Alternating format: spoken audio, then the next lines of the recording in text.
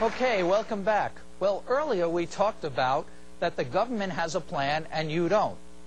And we realized that we would like to have a plan because our plan will be much better than the government plan. We talked about the ship. Remember I talked about the ship, S-H-I-P, hitting the fan, causing financial disaster, not being the person who dropped the ball, because we want to have a plan. So that's what we're going to talk about right now. How to use the tax code, what I call the 3 biggest benefits in the tax code, to create a plan that can actually leave you more money for you now and maybe millions more than you ever had for your family later on, and much of that can be tax-free. I'm going to give you a dramatization of the problem because first you really have to see how this unfolds. I'm going to use a big number. $10 million IRA. Now you might say, who has $10 million in an IRA? First, you never know. Second, if you can lose $10 million, you can lose whatever you have. And the less you have, the more important it is to protect what you have. So I'm going to do this in slow motion. But you will see the unraveling of the taxes. Let's say you have a $10 million IRA. It's the only asset in the estate. You die. What happens in 9 months? You have estate taxes. Because we're going to assume there's going to be some kind of tax. What else happens in 9 months? That's right, you have a baby. Is it different here? If you think about it, life's like a bell curve. They give you 9 months to get into the world and 9 months to get out. Little tax history there. That's where they got the 9 months on the estate tax. All right, you have a $10 million IRA. It's the only asset in the estate. You die. What happens in 9 months? Let's make the numbers easy. You have to come up with $5 million in estate tax. Where are you going to get it from? That IRA. I said it was the only asset. But you take $5 million out of an IRA, that's $5 million of taxable income on one return in one tax year. So let's see how this plays out in our dramatization. You die. $10 million IRA, your family has to come up with $5 million. They take it out of the IRA. They take $5 million out of the IRA. They're walking it over here to Uncle Sam, the estate tax guy. But what step did I skip? Income tax. I crossed over a street right up the middle here I call Income Tax Avenue, where Uncle Sam Jr., his son, the income tax guy, is standing there, and he says, great, you landed on my space, 40%. 40% of what? Well, you took $5 million out. I get $2 million. So you give him $2 million. You continue on to Uncle Sam Sr., the estate tax guy, and said, look, I was on my way over here. I had all $5 million. I didn't talk to anybody. You know, I'm from New York. I got mugged. Guy grabbed me for $2 million, so I'm short $2 million. Don't worry about that guy. He's my son, Uncle Sam Jr. He does income tax. I do estate tax. We work together. Good. You guys settle it up.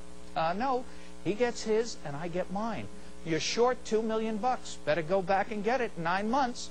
No problem. Still a few crumbs left back in this account. You started with $10 million. How much do you have left? 5. What do you need now? 2. You have to pull out $2 million. You pull out $2 million. You're walking it over here to Uncle Sam, the estate tax guy, minding your own business. You hit Income Tax Avenue. There's Uncle Sam Jr., and he says, great, you landed on my space again. Now I have 12 hotels, 40%. 40% of what? I just gave you all that money. $800,000, 40% of the $2 million you took out. So you give him $800,000. You continue on to Uncle Sam Sr., the estate tax guy, say, look, I was on my way over here with the $2 million I was short. I didn't talk to anybody. I didn't look at anybody. Bang! Same greedy guy hits me over the head. I'm short $800,000. Well, better go back and get it in 9 months. This goes on and on and on. Actually, I did it in slow motion, but it happens instantaneously. In this book of mine, The Retirement Savings Time Bomb, I actually did the walk. On page 152, it didn't even take me the whole page. I stopped when I got down to the last 12 cents, and I felt the point was made. That's what I call the retirement savings time bomb. You lose it. See, the point is, you have to understand there's a problem. Why would you be interested in a solution? This is why most people don't play in the second half of the game. Why would you be interested in a solution if you didn't think you have a problem? I'm telling you, you have a problem. What advice would I have given that $10 million guy if I was able to consult with him before he became the croquis? That's a legal term. Croquis. I would have told him, you have to have a plan. The IRA is not sacred. The reason most people lose their retirement money is because they just look at it. It comes down to one word. That's the big problem. Admiration. People just like to look and admire their work.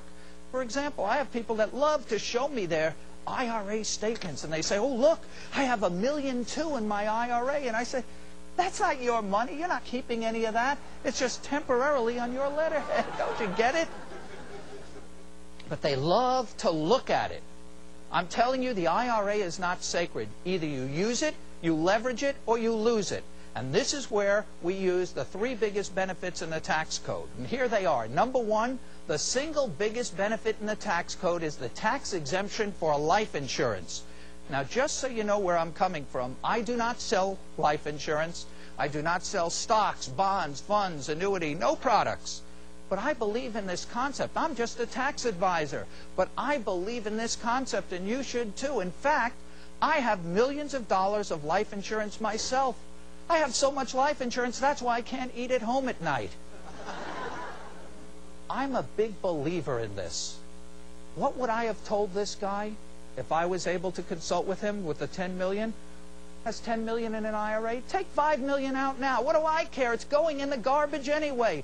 I can do better things with it now. The last thing on earth you want is for taxes and post-death expenses to be paid from an IRA. Remember, if most of your money is sitting in a retirement account that hasn't been taxed yet, the last thing you want is to leave your beneficiaries the mess of having to pay those taxes, and we're going to assume there's going to be taxes and post-death expenses from retirement money, because if you do that, you get into this cycle of taxation, this tax on tax that eats away at the account until it's gone.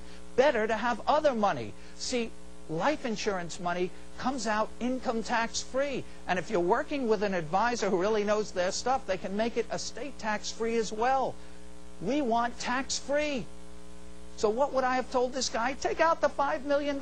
We can do better things with it now. Even if the income tax was 50%, that still leaves you $2.5 million to buy enough life insurance to replace this entire estate and then some, and have it come out all tax free. See, you have to look at the long-term big picture. Most people don't do that. When you talk about life insurance, the first thing people say, well, it costs too much. I'm telling you, what does it cost not to do it? Look at the score at the end of the game. You lose it all.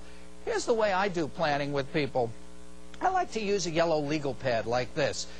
Using my football analogy we talked about earlier, the score at the end of the game, the reason I like the legal pad, because it kind of looks like a football grid. It has all the lines there, and the last line is the goal line.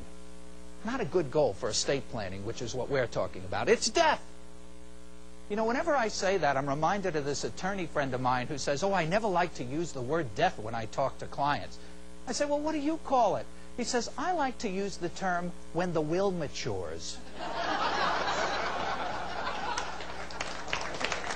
I call it what it is. When you're dead, you're dead. And here's what I say to people. See, I don't care what happens in the middle of the game. You get beat up, you get tackled, maybe you pay some insurance premiums. I only care about the score at the end of the game, how much you keep. So I would say to you, if I could create a plan that after you and your spouse cross over into the great beyond, your family gets your entire net worth, everything you had or much more, would that be a good plan? See, with the life insurance, you're leveraging IRA money now. Yes, you pay tax now, but look at the score at the end of the game, what you get tax-free later. It's many times the amount you take out now, plus it's tax-free later. You're turning small amounts of money into maybe millions tax-free, and many people can do this. The key is the IRA is not sacred. You don't just sit there and look at it. You use it, you leverage it, or you lose it. The second biggest benefit in the tax code, I mentioned it before briefly,